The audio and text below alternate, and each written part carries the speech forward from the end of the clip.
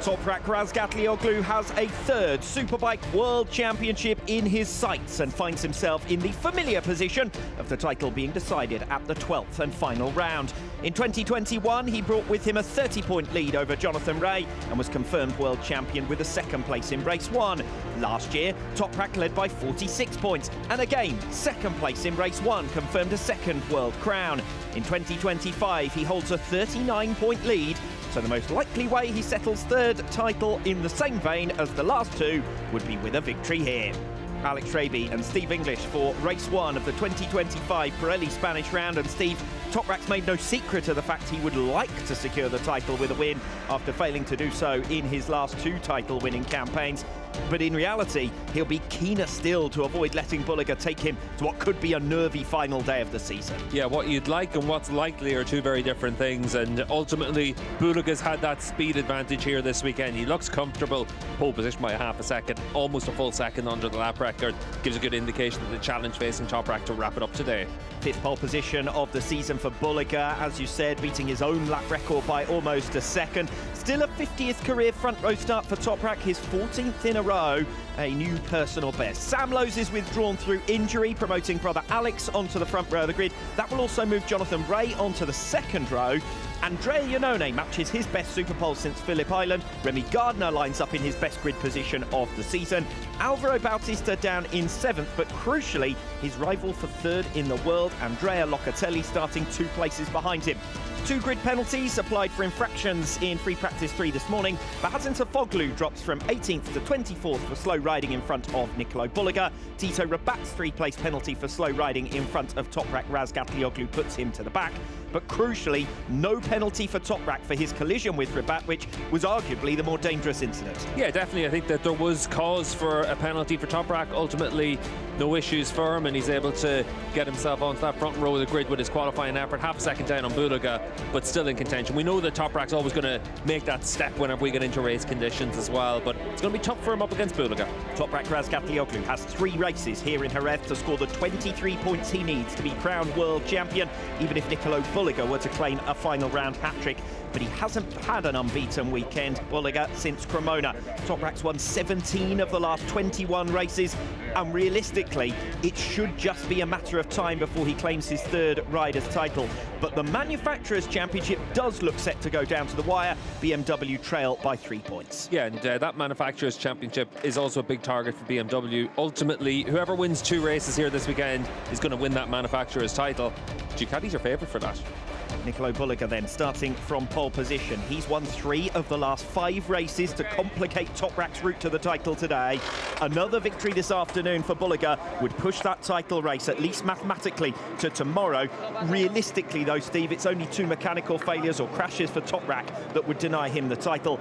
Nonetheless, Bulega's mechanical failure in free practice yesterday, a reminder that really nothing is out of the question in motorsport. Ultimately, the stress that Toprak's been under this weekend is exactly what Bulega needs to give him the belief that he can still win this championship. And you still have it where for Bulega it is in one of those situations where he just needs to go out and take care of his side of the business. He needs to go out and win all 3 races, put the pressure on Toprak, and then see where it all is at the end of tomorrow's races. Nicolo Bulega beat Toprak in race 1 here last season, and again in the Superpole race after what was a great duel between the pair. Bulega world number 2 last year with 6 wins in the whole season, 2 of them of course in Toprak's absence, and 3 at the final 2 rounds of 2024, where he made a step up in performance that he's maintained through this season. Toprak Razgatlioglu then, the man on the verge of his 2nd consecutive title, and it has been another remarkable season for him and BMW. He looked a shadow of the rider that claimed the 2024 title when he scored just 20 points at the opening round in Phillip Island, only won in Assen because of mixed weather conditions in the Superpole race. He suffered 9 defeats in the first 4 rounds this season. Even in Most, one of his favourite circuits, he was beaten in race 2 and his title hopes were hanging by a thread, but now he need only hold his nerve. Toprak, exactly what he needs on the grid there, with Chan on Chu up there to distract him and make him nice and relaxed. He doesn't need added pressure from anyone else from BMW up there. He just needs to be able to focus on the job at hand. Alex Lowe's promoted to third on the grid, surpassed 350 starts last time out in Estoril. 50 podium finishes to his name, 4 on the Bimotor this season. Has been a remarkable first campaign for the KB998. Alex only out of the top 6 twice in the last 4 rounds, and now up to 6th in the championship, ahead of brother Sam in his absence for the remainder of this weekend. Yeah, it's a shame for Sam to be out. Obviously qualified on the front row of the grid, so the speed is there once again this weekend, just like it was in Estoril when he had to withdraw before the Superpole session. But ultimately, no real choice for Sam other than to stand down for the weekend. And just had a quick chat with him after the session, and the one thing he said was that the team ultimately, they know the challenge, and everyone's able to make the right decision at a moment like this. It's such a shame for them to finish the season like this. Yeah, particularly as it's been such a good one. But Sam Lowe's withdrawn after that rib damage going into the Estoril round in a training accident, and unfortunately had to pull out partway through the weekend in Estoril as well. Pole position then for Nicolo Bulliger, and both he and Toprak Razgatlioglu have been remarkably consistent in Superpoles this season. Only once off the front row of the grid for Bulliger in 2025. Razgatlioglu with a run of consecutive front row starts, and it's Bulliger who got the upper hand in Superpole there, and he will be starting from pole position. Razgatlioglu, though, right alongside him, so no damage really done for Toprak. No, for Toprak, it's what he needs to do, which is just follow Bulliger. But ultimately, that's the biggest challenge for Toprak, just to make sure you're able to come across the line and get the job done that he has to do. He wants to win every race. Andrea Iannone in his final round after 2 years with Go 11 Ducati that have yielded 7 podiums, including a race win. Confirmation between rounds that Lorenzo Baldassari will be the man to replace him in 2026, returning to the World SBK paddock after a year out in Moto E, where he currently sits 12 points behind the series leader with 1 Grand Prix remaining. Remy Gardner missed the 2024 Spanish round with a broken wrist, but he managed a 4th place in his last race here in 2023, and he again showed that pace this morning, his best grid position since Most last year, and on that occasion he walked away with 3 top 5 finishes. 20 points last time out in Estoril, his best weekend since his podium in Assen in April, so he looks set to end the season on a high. Jonathan Rea embarking on the final weekend of his World SBK career, his 202nd round, and this afternoon his 469th race. Tomorrow night will be the time to celebrate and look back on the accolades, but in the meanwhile, he's got 3 races to try and add at least 1 more. 9 podiums here in Jerez. He'll be going for the 10th here. Yeah, the schedule's been ridiculous for Johnny over the course of the last few rounds. Everybody's been trying to grab their 5 minutes with him. It's only whenever the grid clears and he's able to focus on the job at hand that he's actually been left alone since he made his announcement. This weekend's a case in point for that. Everybody wants their piece of time with him, but now he gets the chance for these final 3 races to try and go out there and make his point. As you can see, Dave Goddard's down on the grid. Over to you, Dave.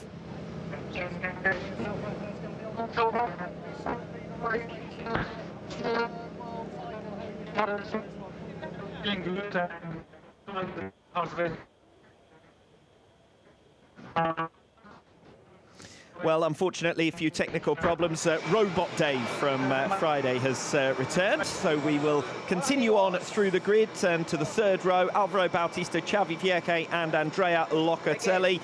It is Bautista versus Locatelli for 3rd in the championship. Now, Bautista's beaten Locatelli 21 times in 33 races, but he's also suffered 9 scoreless races, and that's what's leaving him under pressure in that battle for bronze. And remember, a series of incidents here in Jerez last year meant Bautista only scored 1 point in the 2024 Spanish round. Retirements are Bautista's main risk for bronze. Yeah, exactly, and for Alvaro, he's got those 5 podiums in a row. He wants to make sure that he's able to just stay out of trouble this weekend, and he should be able to come away with 3rd in the championship. Xavi Vierque moved 2nd in Honda's all-time appearance records after Sunday in Estoril, surpassing Jonathan Rea.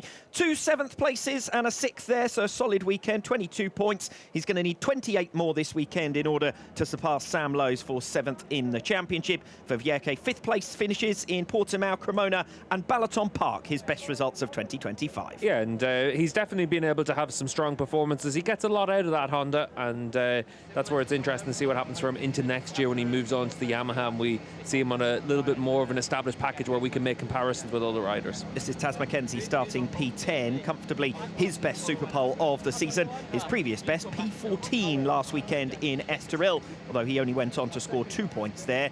An 8th place finish in the Super Pole race at the Hungarian round, the only top 10 finish he's managed since moving on to the Bonovo Ducati. Yeah, at least for Taz, good indication of him adapting to that Ducati and being able to get some decent performances. All about coming away with some points now in today's race. Michael van der Mark is in his final weekend as a BMW factory rider, but their technical director Chris Gonshaw confirmed on Thursday that van der Mark will stay on as a test rider and reserve rider whilst moving to the Endurance World Championship full-time. Good compromise that for BMW, considering they'll have 2 new riders in their team next season. They keep their manufacturer's all-time appearance record holder, and that'll give them a clearer indication of the bike's progress in the years to come. Jari Montella has shown some promise in his first World SBK season. 8 top 10 finishes at 6 different tracks, including a best finish of 7th at Balaton Park. But he's also failed to score in 19 races, 12 retirements, and unfortunately that's what we'll remember most from 2025 for Montella. That rounds out your 4th row of the grid. Back over to Andrea Locatelli. He lines up in P9. Remember, 4th in the standings for Loca, having already finished in that spot in 2021 and 23. Regardless of the outcome this weekend, it has been a great season for him. Top Yamaha in 26 of the 33 races and 30 points plus at 6 rounds, at which he's finished all 3 races in those rounds inside the top 5, including his first win over Alvaro Bautista head-to-head back in Assen. Yeah, and it's been a season where he's made the step that he needed to make, which was to win a race. And for Locatelli, he's been as consistent as ever, as we've come to expect from him over his years in the Superbike class. He's in with a chance to finish 3rd in the world. It's going to be difficult for him. Bautista's got a little bit of an edge over him, but Locatelli doesn't tend to make big mistakes, and that has been the difference between them. Could have just done with getting the edge in Superpole. 8th time in 12 rounds this season that Locatelli's been out-qualified by Bautista. So a couple of places behind him on the grid. It's going to be important for Locatelli to try and get track position as quickly as possible here, put himself in that podium scrap. Remember, he did make the rostrum in Jerez in race 1 of both the 2023 and 24 Spanish rounds. Yeah, and a lot of the time it's just about trying to make sure that you're able to find that little bit of consistency out there to be able to bring yourself that bit further up the field once you're starting from those lower ends of the top 10. Quick word on the Manufacturers' Championship for BMW. 580 points the score from Toprak Razgatlioglu, 2 from Michael van der Mark on Toprak scoreless Sunday in Phillip Island. Meanwhile for Ducati, 4 non-scores for Nicolo Bulliger, but they've been covered well by Bautista, Sam Lowes, Petrucci. Of course, Petrucci out of action at this end of season back-to-back. So Bautista versus Locatelli for 3rd in the championship, as we've said. Axel Bassani lining up P13, row number 5 for him. Bassani now Bemota's all-time appearance record holder. A bit of a statistical quirk, that one, given the number of races we now have per season. 11 scoring finishes in the last 12 races. Bassani has scored 15 points at each of the last 3 rounds, 2 top 10 finishes at each, and now 10th in the championship. Garrett Gerloff has scored points in every round this season. His tally now more than double what Pacetti picked up last year.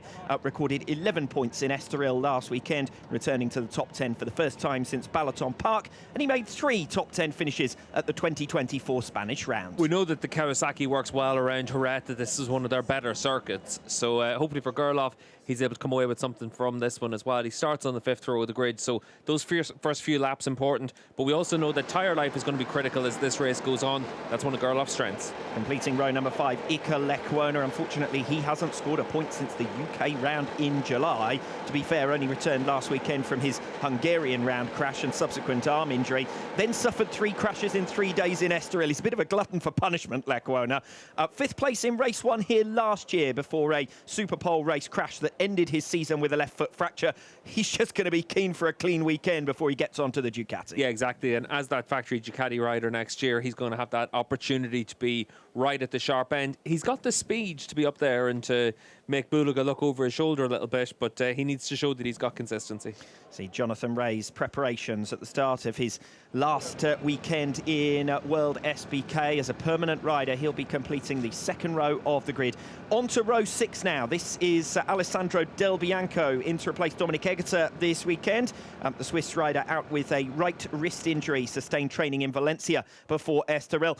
Del Bianco, safe pair of hands in World SBK, rode the full 2019 season on the MIE Honda and has appeared in 5 rounds since then as a substitute rider, including here in Jerez last year. So Del Bianco, 2025 Italian champion for Yamaha Italy, scored 9 wins in 13 races and beat veteran Michele Pirro. Yeah, and he's had a good season in the Italian Championship. Nice to be able to see him get his reward here as well. And decent lap in the qualifying session. We saw as well earlier in the weekend he was able to put in a few fast laps, FP3 this morning in particular, but ultimately for him it's about trying to give yourself a chance of scoring a few points. Yep, head of 8 riders on the grid, so possibility to do that. This is Ryan Vickers, P17 for him. He's announced his plans now for the 2026 season. He'll be moving back to the British Championship with Honda Racing UK and is expected to take a role in testing and possible wildcard appearances in World SBK, and that will mean he can still take advantage of what he's learned in his rookie season with Moto Corsa. 40 points, 2 top 10 finishes, including a best of 7th in the Superpole race at the Hungarian round.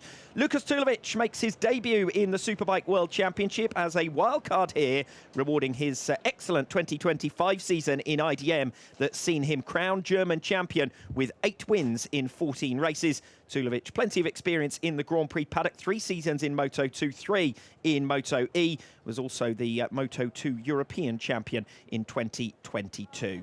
Michael Ruben Rinaldi, Nicholas Spinelli and Zakwan Zaidi, as well as Fong, Safoglu and Rabat will complete your grid. 24 riders then lining up in the absence of Sam Lowes. It's all about the championship battle that goes down to the wire, the final round of this 2025 season between these two men. Toprak Razgatlioglu lining up in 2nd position, leads the way in the championship by 39 points over Nicolo Bulliger, who starts from pole.